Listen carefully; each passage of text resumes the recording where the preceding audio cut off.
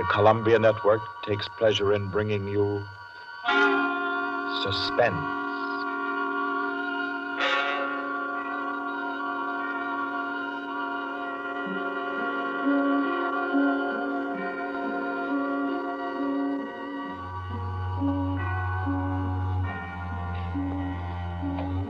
Suspense, Columbia's play theater of outstanding thrillers, produced and directed by William Spear and scored by Bernard Herrmann. The notable melodramas from fiction and stage and screen, from the world's great literature of entertaining excitement, presented each week to bring you to the edge of your chair, to keep you in suspense.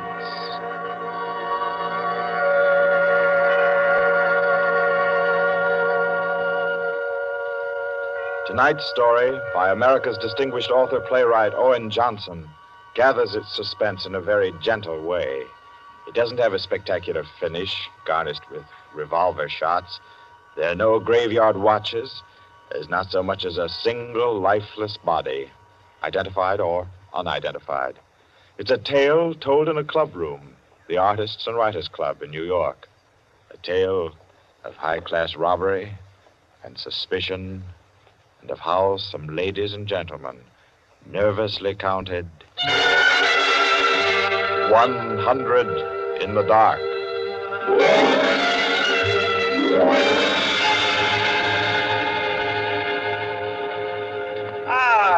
That was a fine meal. Me for the club anytime. Here, we can all sit here, Quinty. Yes, if you'll just draw up that chair for Mr. Peters. Oh, yeah. Here you are, Mr. Peters. Thank you.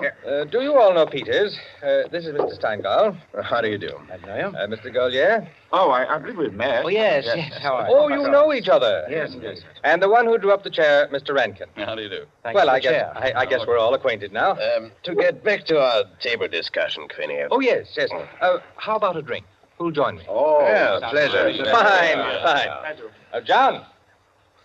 Well, now, Steingall, as I said, there are only half a dozen stories in the world. What is more to the point? There's every reason... Yes, sir. What? Oh, 5 with soda, John. Yes, sir. Now, where was I? Oh, yes. What is more to the point, gentlemen, is the small number of human relations that are so simple and yet so fundamental that they can be eternally played upon, redressed, and reinterpreted in every language, in every age, and yet remain inexhaustible in the possibility of variation. Well, that's true, of course. It's very possible. Take the eternal triangle. 2 men and a woman, or 2 women and a man. Its variations extend to thousands. That right, Rankin? Well, in a way. Ah, here we are.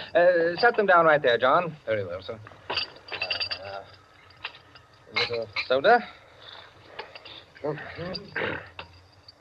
Here you are. Thank you. And you. Thank you. Soda, Peter? Yes, please. There. Another one. Here you are. Thanks. And here's yours. Thank you. And now, a little soda in mine. Well, here's to you all. Cheers.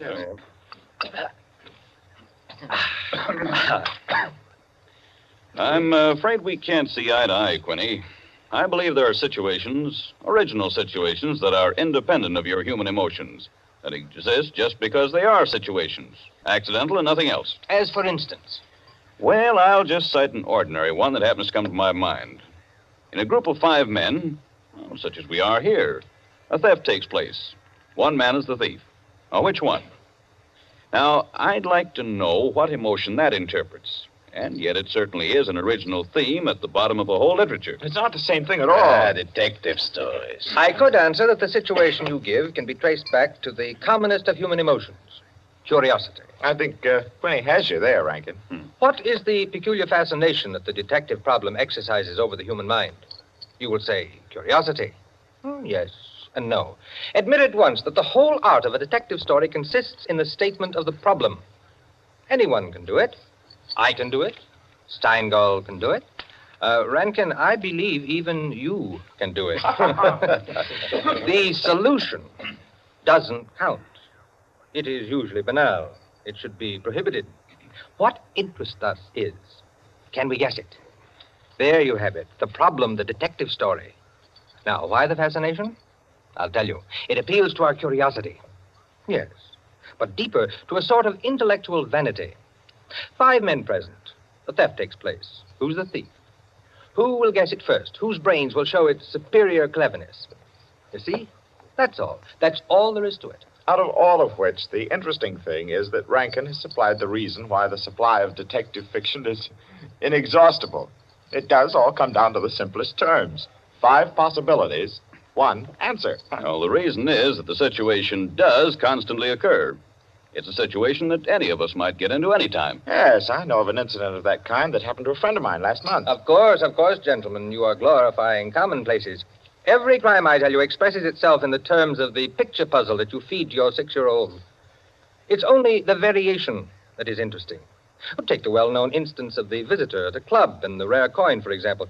You all know that story. You've heard it, haven't you? I don't think I have. Sure. Why, it's very well known. Oh, go ahead, Quinny. Tell it. A distinguished visitor is brought into a club. A dozen men, say, present at dinner, long table. Conversation finally veers around to curiosities and relics. One of the members present then takes from his pocket what he announces as one of the rarest coins in existence. Passes it around the table. Coin travels back and forth, everyone examining it. And the conversation goes to another topic. All at once, the owner calls for his coin. It is nowhere to be found. Everyone looks at everyone else. First, they suspect a joke. Then it becomes serious. The coin is immensely valuable. Who has taken it? The owner is a gentleman. Does the gentlemanly, idiotic thing, of course. Laughs as he knows someone is playing a practical joke on him and that the coin will be returned tomorrow. The others refuse to leave the situation so. One man proposes that they all submit to a search. Everyone gives his assent until it comes to the stranger. He refuses, curtly, roughly, without giving any reason. Uncomfortable silence. The man is a guest. No one knows him particularly well, but still he is a guest. One member tries to make him understand that no offense is offered, that the suggestion was simply to clear the atmosphere. The stranger becomes very firm, very proud, and says, I refuse to allow my person to be searched, and I refuse to give the reason for my action. Another silence. The visitor evidently has the coin, but he is their guest, and etiquette protects him. Nice situation, huh? Well, What's the answer? The table is cleared. A waiter removes a dish of fruit, and there, under the ledge of the plate, where it's been pushed, is the coin. Banal explanation, eh? Of course. Solutions always should be. At once, everyone apologizes to him, whereupon the visitor rises and says, now I can give you the reason for my refusal to be searched. There are only 2 known specimens of that coin in existence, and the second happens to be here in my vest pocket. that's rather obvious. Of course, the story is well invented, but the turn to it is very nice. Very nice, indeed. Well, I don't know. Ending is very unsatisfactory. The visitor should have had on him not another coin, but something absolutely different, something destructive, say, of a woman's reputation. And a great tragedy should have been threatened by the casual misplacing of the coin. Well, I've heard the same story told in a dozen different ways. Oh, it's happened 100 times. It must continually happen. I know of one extraordinary instance. In fact, the most extraordinary instance of this sort I've ever heard. Peters, you rascal. I see you've been quietly letting us set the stage for you. Well, it's not a story that will please everyone, Why not? because you will want to know what no one can ever know. It has no conclusion, then. Yes and no. As far as it concerns a woman, quite the most remarkable woman I've ever met, the story is complete. Do I know the woman? Possibly. Probably, I should say. Uh-huh. As a matter of fact, this should be particularly interesting to you because I believe that most of you are acquainted with the people involved. The names, of course, are disguised. I think, yes, I have. Just time before I catch my train to tell it to you.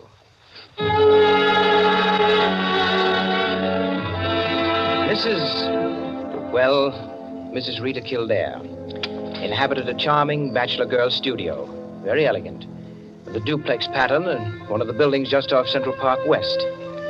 She knew very nearly everyone in that indescribable society in New York that's drawn from all levels and that imposes but one condition for membership, to be amusing. In this mingled society, her invitations were eagerly sought. Her dinners were spontaneous, and the discussions, though gay and usually daring, were invariably under the control of wit and good taste. On the Sunday night of this adventure, she had, according to her custom, sent away her Filipino butler and invited to an informal chafing dish supper 7 of her more unusual friends. At 7 o'clock, having finished dressing, she put in order her bedroom, which formed a sort of free passage between the studio and a small dining room to the kitchen beyond. Then, going into the studio, she struck a match and was about to light the candlesticks which illuminated the room when the bell rang. And a Mr. Flanders, a broker, compact, nervously alive, well-groomed, was waiting as she opened the door. Well, you're early. On the contrary, you are late.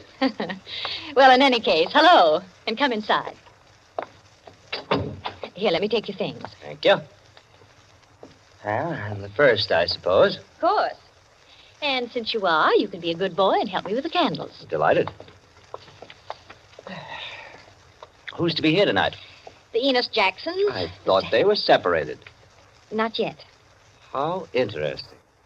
Only you, dear lady, would dream of serving us a couple on the verge. It is interesting, isn't it? Assuredly. Where did you know Jackson? Through the Warings. Jackson's a rather doubtful person, isn't he? Well, let's call him a very sharp lawyer. They tell me, though, he's been gambling pretty much. In deep. How about yourself? Me? I'm a bachelor. If I lose my shirt, it makes no difference. Is that possible? Probable, even. Who else is coming? Oh, Maud Lily. You know her? No, I don't think so. You met her here some time ago. A journalist. Oh, yes, of course. I'd forgotten. Mr. Harris, a clubman, is coming, and the Stanley Cheevers. Stanley Cheevers? Are we going to gamble? Don't tell me you object. Certainly not. Only the Cheevers. They play quite a game. Yes, well united. They have an unusual streak of good luck. Oh, by the way, it's Jackson, isn't it, who is so attractive to Mrs. Cheever? Quite right. What a charming party. Where does Maud Lily come in? Don't joke. She's in a desperate way. And young Harris? Oh, he's to make the salad and cream the chicken. See the whole party. I, of course, am to add the element of respectability. Of what? Don't play baby with me, my dear Flanders. I apologize. That's better. No one, of course, knows who else is coming. No one, of course.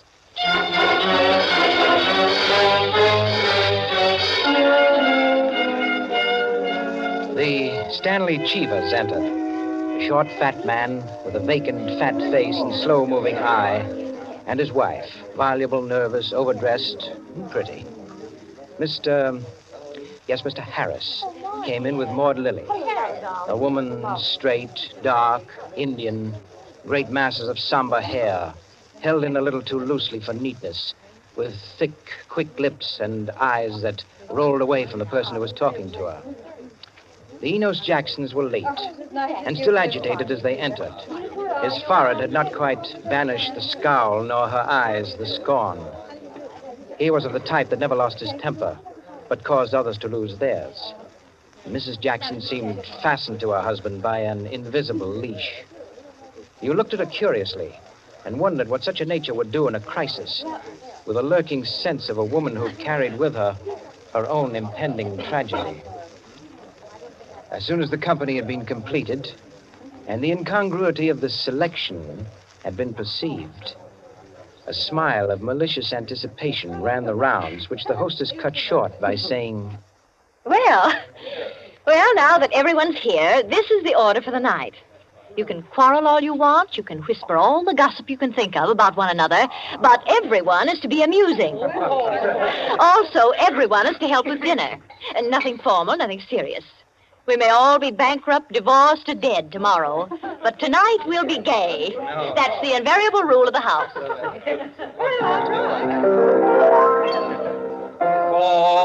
she's a jolly good fellow, for she's a jolly good fellow, for she's a jolly good fellow. We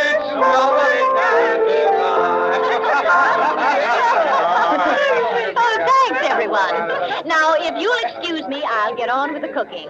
Harris, I'll need you. Right with you. May I be of any help? Thank you, Ma, dear. Oh, Mrs. Cheever, you might come along, too. All right.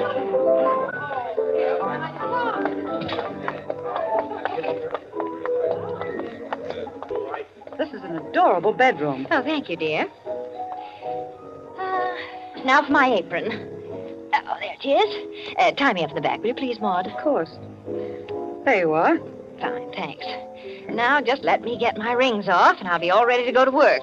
Oh, this is such a lovely apartment, Mrs. Kildare. Thanks. Soap and water always seem to do it. There. Your rings are so beautiful. They are nice, aren't they? But there's only one that's very valuable, the sapphire. Oh, it's beautiful. Let me see. Oh, it must be very valuable. It cost $10,000 6 years ago. It's been my talisman ever since. For the moment, however, I'm a cook. You're not going to leave the rings there. Why, of course. Now, I'm the cook. Maud Lily, you're the scullery maid. Harris is the chef, and we're all under his orders. Mrs. Cheever, did you ever peel onions? Oh, good heavens, no. Well, there are no onions to peel. All you have to do is help set the table.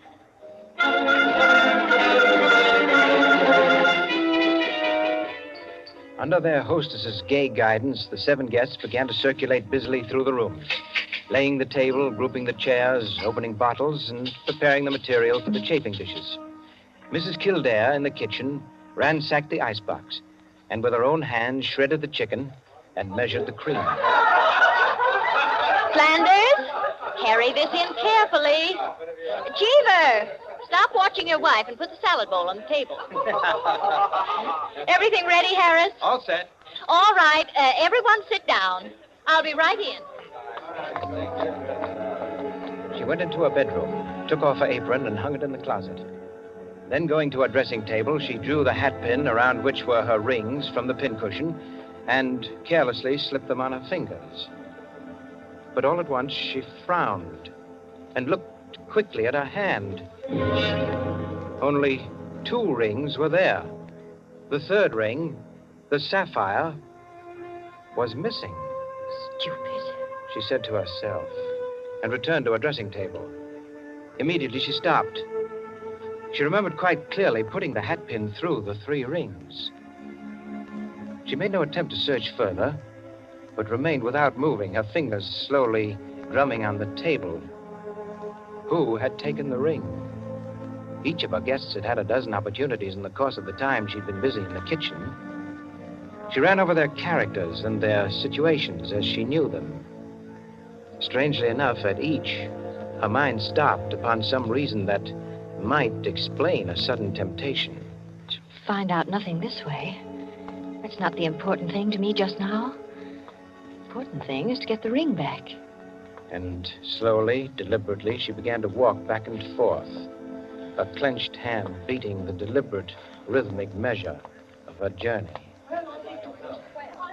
5 minutes later, as Harris, installed as chef over the chafing dish, was giving directions, spoon in the air, Mrs. Kildare came into the room like a lengthening shadow.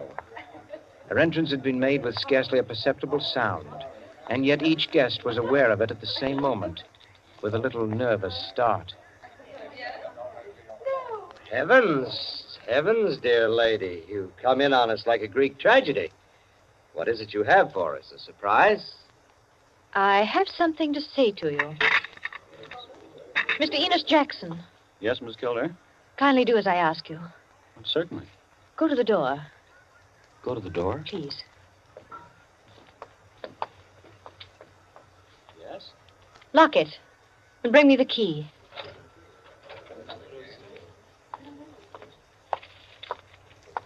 Here you are. You've locked it? As you wish me to. Thank you. Now, the bedroom door. Would you do the same? Sure.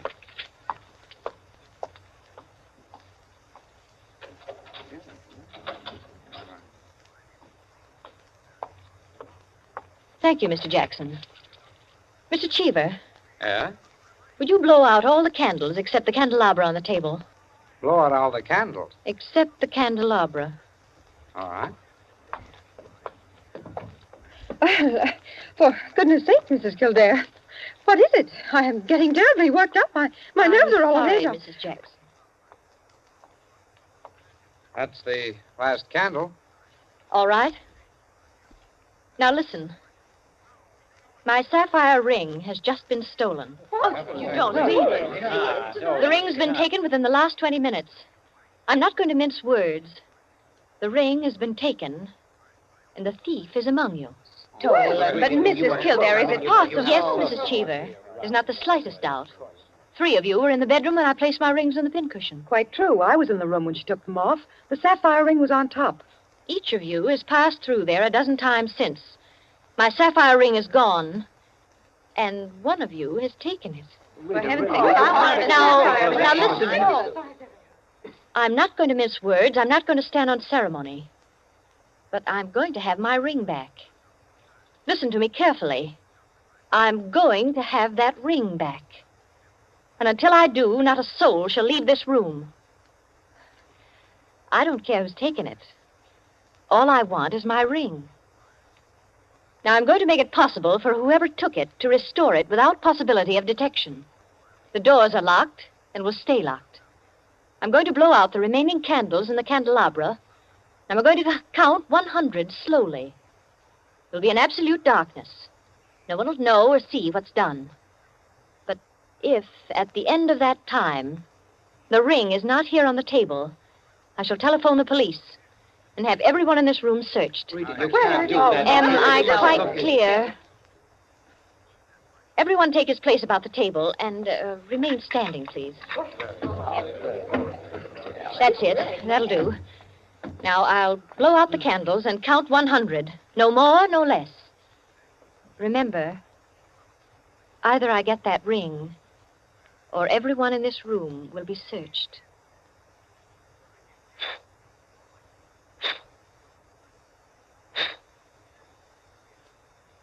One, 2, 3, 4, 5, 6, 7, 8, 9, 10, 11, 12, 13, 14, 15, 16, 17, 18, 19, 20, 21, 22, 23, 24, 25, 26, 27, 28, 29, 30, 31, 32, 33, 34, 35, 36, 37,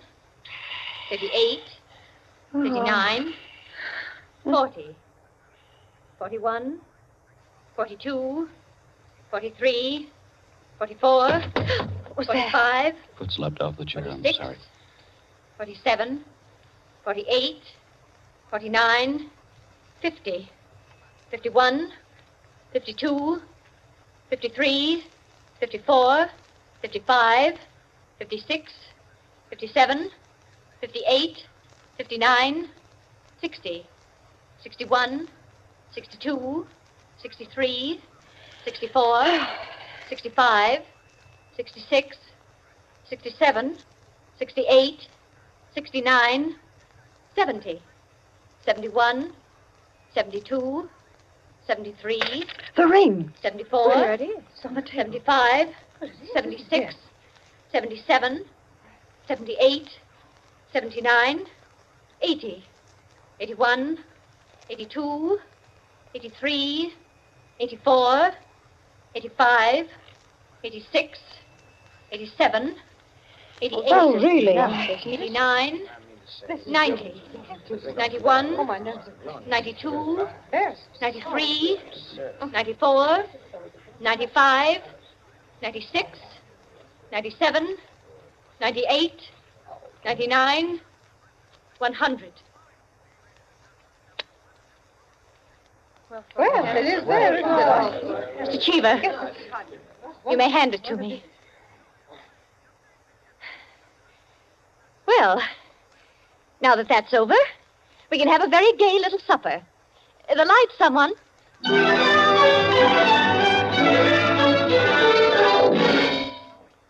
there you are, gentlemen. Oh, I say, Peters, that's not all. Absolutely. The story ends there? Story ends there. But who took the ring? Ha What? You never found out? Never. No clue? None. I'm not sure I like the story. It's no story at all. Permit me, it is a story, and it is complete. In fact, I consider it unique because it has none of the banalities of a solution and leaves the problem even more confused than at the start. Well, I don't Of see... course you don't see, my dear Enkin. You do not see that any solution would be commonplace, whereas no solution leaves an extraordinary intellectual problem. Well, how so? Well, in the first place, whether the situation actually happened or not, which is in itself a mere triviality, Peters has constructed it in a masterly way, the proof of which is that he has made me listen. Any of those present might have taken the ring. There are therefore 7 solutions, all possible and all logical. But beyond this is left a great intellectual problem. Well, how so? Was it a woman who lacked the necessary courage to continue? Or was it a man who repented his first impulse? Is a man or is a woman the greater natural criminal? Oh, that's simple, Quinny. A woman took it, of course. On the contrary, it was a man, for the second action was more difficult than the first. A man, certainly. The restoration of the ring was a logical decision. You see? Personally, I incline to a woman, for the reason that a weaker feminine nature is strangely susceptible to the domination of her own sex. There you are. We could meet and debate the subject year in and year out and never agree. I recognize most of the characters, Peters. Mrs. Kildare, of course, is all you say of her. An extraordinary woman. The story is quite characteristic of her.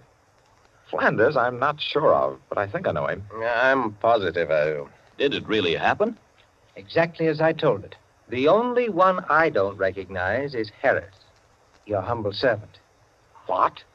You, Peters? You were there? I was there. I was Harris. I beg your pardon, gentlemen. Oh, yes. What is it, John? Mr. Peters, sir, your train. You told me to remind you. Oh, thank you. Yes, I didn't know it was so late. Will you gentlemen pardon me? Huh? Of course. Nice to meet you all. Night.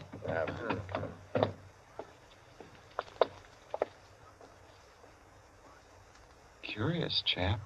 Extraordinary. Well, now, I wonder. I wonder if we're wondering the same thing, gentlemen.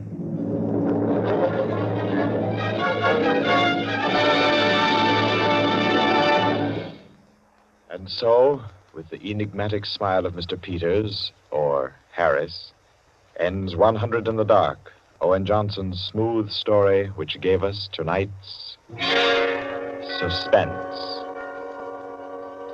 Suspense is produced by William Spear. Tonight's radio drama was written by Jack Anson Fink, directed by John Dietz, and scored by Bernard Herrmann. Eric Dressler was Mr. Peters. Alice Frost played Mrs. Kildare, and Ted Osborne, Quinny.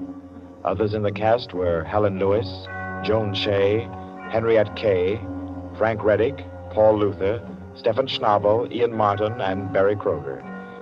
With this evening's performance, Columbia brings to a conclusion the present series of Suspense. If you've liked these broadcasts, CBS would be pleased to hear from you. Suspense has been a series presented for your relaxation and enjoyment by the Columbia Broadcasting System.